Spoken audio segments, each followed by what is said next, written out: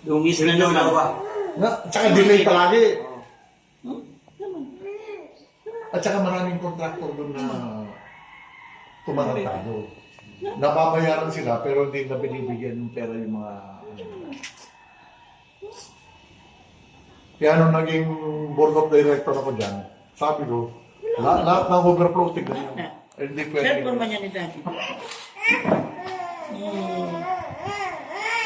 Kaya yung kumuha na kayo ba ng kung dyan ba? Sa Pueblo ba? Pagano'n ako. Nung nagbigay ako ng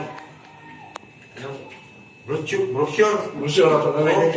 Kaila, nabigay pa ko.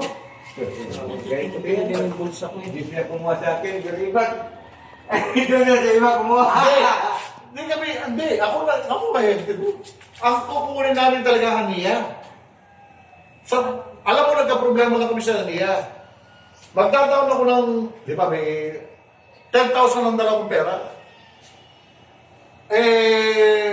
Ang ibang pera nasa bangko.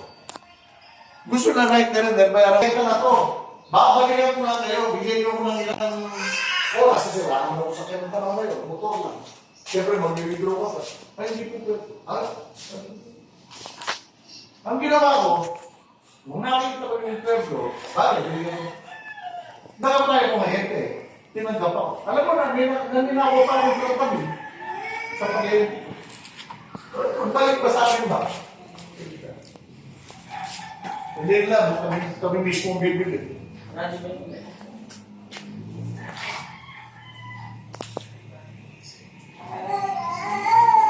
Matalaw ko ka. Nakita ko lang. Bulis lang nakakaliw ko. Magkano? 10,000. Mahal kayo? Ano ka mga jumping ng ano ba? Ano, Huya? May tinato ko ba? Ayan, sports bike. Bibigyan ko lagi na. Adios. Kaya na ito, sports bike. Bakit mo sabi ng vlogger?